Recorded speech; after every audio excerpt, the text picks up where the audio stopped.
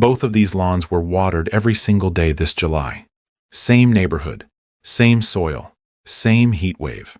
The brown one is getting 20 minutes of sprinklers every morning. The green one gets watered twice a week. Less water, greener lawn. I know how that sounds. Let me show you the root science that explains exactly why, and why I watered the wrong way for the first 15 years of my career. In the summer of 1997, I almost lost a client. I'd been managing a property in Frisco, Texas for 2 years. Nice lawn, good grass, Bermuda on sandy loam. I was running the irrigation system every morning, 15 minutes per zone, 6 a.m. like clockwork. July came. A heat wave settled over North Texas. Temperatures over 100 degrees for 11 consecutive days. No rain, no relief. The lawn collapsed. Not slowly, fast, brown, crispy, gone in about a week. I called my mentor at the time, a man named Gene who had managed golf courses in Texas for 30 years. He came out, looked at the lawn, pushed a screwdriver into the soil. It stopped at about 2 inches, bone dry below that. He looked at me and said, "You've been watering the top 2 inches of soil. Your roots never went any deeper than that. When the top 2 inches baked out, the grass had nowhere to go." He was right. I had been running sprinklers every morning for 2 years and training that lawn's roots to stay shallow without ever understanding what I was doing to it. That screwdriver in the ground in July of 1997 was the most expensive 10-second education of my career. Today I'm going to make sure you don't learn it the same way. 35 years, over 800 lawns across the country. And I'll tell you something uncomfortable.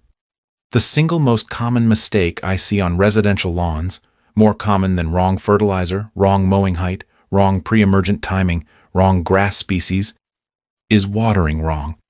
Not underwatering, not overwatering in terms of total volume.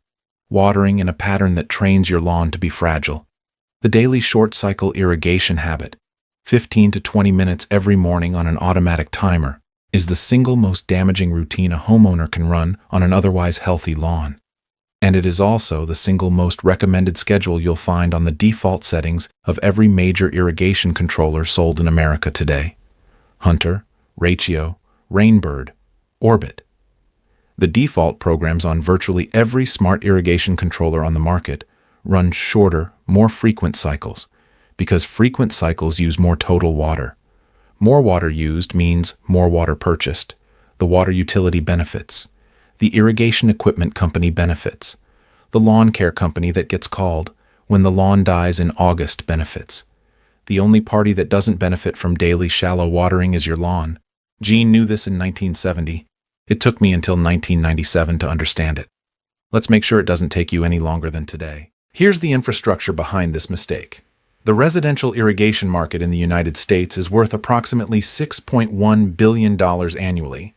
That includes equipment, installation, smart controllers, maintenance contracts, and repair services. When a homeowner installs an automatic irrigation system, the installer programs the default schedule.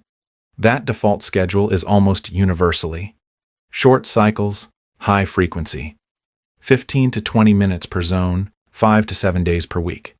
Why? 2 reasons.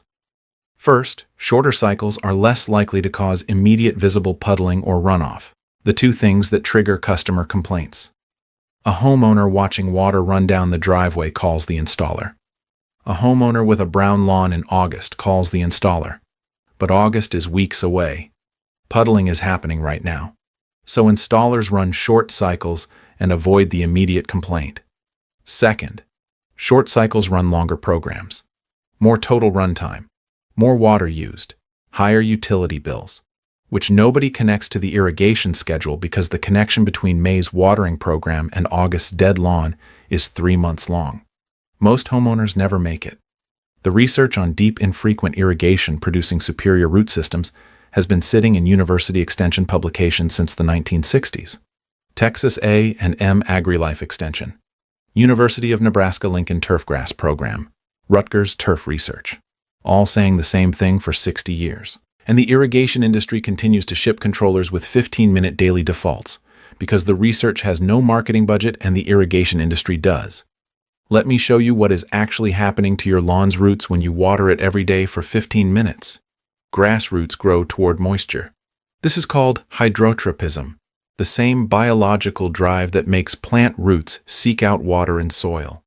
When you water for 15 minutes every morning, you are wetting approximately the top 1.5 to 2 inches of your soil.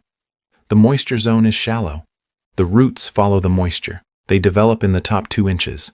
They stay there, because that's where the water is, every morning, like clockwork. Now July arrives. The surface temperature of your soil hits 140 degrees Fahrenheit at the top half inch, a documented reality in Texas and Oklahoma summers. Your shallow irrigation has evaporated before noon.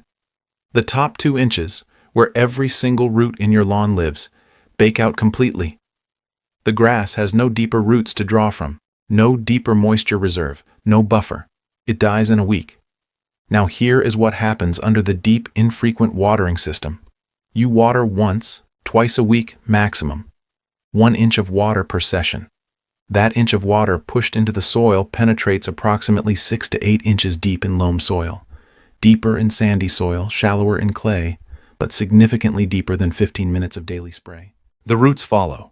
Over 4 to 6 weeks of deep, infrequent irrigation, your root system migrates downward, following the moisture, growing toward it. By midsummer, your active root zone is at 6 to 8 inches. Now July hits. The surface bakes. The top 2 inches are dry, but the roots are at 6 inches, where soil temperature stays significantly lower and moisture reserve stays significantly longer. Your lawn survives the heat wave that kills your neighbors, not because you applied a product, because you trained the root system to live where the water is in a drought, not where it is when conditions are comfortable. Here is the question every homeowner asks next. How do I know when I've put down 1 inch of water? 2 methods. Both work. One costs nothing. Method 1. The tuna can test. Place 3 or 4 empty tuna cans at different locations around your lawn. Run your irrigation system. Stop when all the cans have approximately 1 inch of water in them. Time how long that took. That is your zone run time for 1 inch. Write it down. Program it into your controller. This is the number that replaces whatever default was in there. Different zones, different heads, different flow rates. That's why you test each zone separately. Your front lawn rotary heads may take 40 minutes for 1 inch. Your backyard spray heads may take 20. The timer setting varies by zone. The tuna can tell you the truth. Method 2. The screwdriver test. After irrigation, push a long, flat-head screwdriver straight down into the soil. In well-moistened soil, 1 inch recently applied, the screwdriver should push into about 6 inches without significant resistance. If it stops at 2 to 3 inches, you didn't put down enough. If it goes in 8 or more inches, you applied too much and may have leached nutrients. 6 inches of easy penetration. That's your target. Do both tests, run your system, collect the time. Mark it on the controller with a piece of tape. Program it. Done. You never have to guess again. The second watering question, when? Answer, early morning, between 4 a.m. and 8 a.m. Here is why. And this is not just a preference, it's biology. Morning. Soil is cool. Water penetrates rather than evaporating on impact. Wind is typically minimal in early morning. Spray patterns are accurate. Grass blades dry out through the morning as temperatures rise, minimizing fungal disease risk. Root zone absorption is at maximum as the plant prepares for photosynthesis. Midday. Surface evaporation rate at maximum. In Texas summer, 40 to 50% of applied water evaporates before reaching the root zone when applied midday. You are paying for water your grass never receives. Evening. This is the timing that creates the most disease problems. Water sits on the blade surface all night. Fungal pathogens, Rhizoctonia, Pythium, Fusarium, germinate and spread in warm, wet, dark conditions. Brown patch, dollar spot, gray leaf spot. Evening irrigation is one of the primary environmental triggers.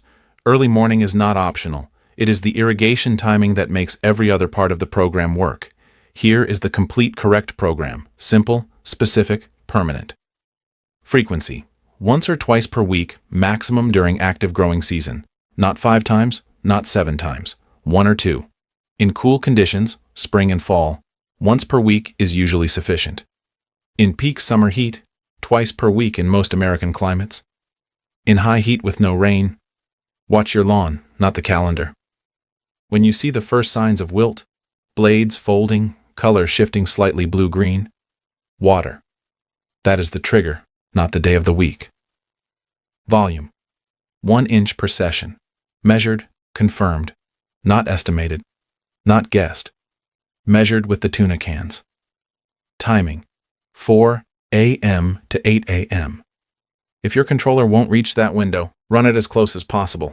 Most smart controllers let you program start times to the minute. Use that feature, set it, forget it. Cool season grasses. Kentucky bluegrass, tall fescue, perennial rye.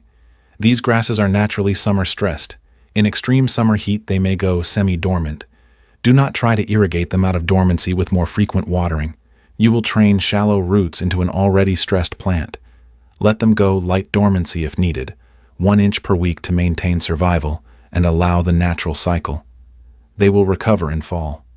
Warm season grasses, Bermuda, zoysia, St. Augustine. These grasses are summer grasses. They want heat. They can handle significantly reduced irrigation in summer if the root system has been properly trained. A deep-rooted Bermuda lawn can often go 10 to 14 days between deep irrigations in summer without significant stress. The rule applies equally to both grass types, deep and infrequent, measured, morning, consistent. The second skill Gene taught me, how to read what the lawn is telling you. Your lawn will tell you it needs water before it dies. Most homeowners wait for brown. Brown is the emergency room. By the time it's brown, especially in Bermuda, you are weeks behind. Here are the early signals. Signal 1, footprint persistence. Walk across your lawn in the morning. Look back at your footprints. In a well-hydrated lawn, the grass springs back immediately. In a water-stressed lawn, your footprints remain visible for 30 seconds or more. The grass blades don't have enough turgor pressure to spring back. This is your first warning. Water that evening, morning application the next day. Signal 2, color shift. A well-hydrated lawn in summer is medium to deep green. A water-stressed lawn shifts to a slightly blue-green or gray-green color before it turns yellow or brown. This subtle color shift is your 48-hour warning. You have time. Water the next morning. Signal 3, blade folding. Grass blades begin to fold longitudinally, folding along the center vein. When the plant begins rationing water, run your hand across a section of lawn. If the blades feel thin and papery instead of flat and firm, the plant is in active water stress mode. Water that morning. None of these signals require a meter, an app, or a subscription service. They require 90 seconds of attention while you walk to your mailbox. Your lawn is telling you what it needs. You just have to know what to listen for. Quick pause here. Getting the watering right is the foundation. But if your lawn is also fighting weeds right now, the weakened, drought-stressed, shallow-rooted turf I just described is exactly the environment crabgrass thrives in. Thin surface, stressed grass, bare patches opening up. One important warning before I close. If your lawn has been on a daily shallow watering schedule, you cannot switch to deep, infrequent watering overnight. Your root system is currently living in the top 2 inches. If you immediately cut to once-a-week watering, before the roots have had time to migrate deeper, you will stress and potentially kill the lawn in the transition period. Here is how Gene taught me to transition. Week 1 and 2. Maintain current frequency. Increase runtime by 30%. You are starting to push moisture deeper without removing the frequency safety net. Week 3 and 4.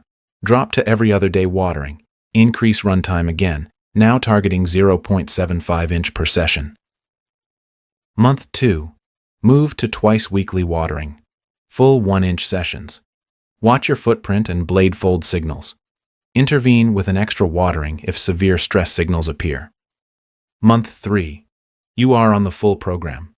Deep, infrequent, measured. Your root system has followed the moisture down. The transition is complete. This takes 8 to 10 weeks. It requires patience in the first month. But by the following summer, your lawn will be in a fundamentally different position when the heat wave arrives. 4 mistakes, all preventable. Mistake 1. Running the timer. Setting Gene found. The factory default. 15 minutes, 5 days a week. Measure your actual 1 inch delivery time with the tuna cans. Program the real number, not the default. Mistake 2. Watering in the evening. Disease pressure doubles. Color problems emerge. Move the timer to morning, non-negotiable. Mistake 3. Cold turkey transition. Switching from daily to weekly overnight on a shallow-rooted lawn in midsummer. This kills lawns. Follow the 8-week transition protocol. Mistake 4.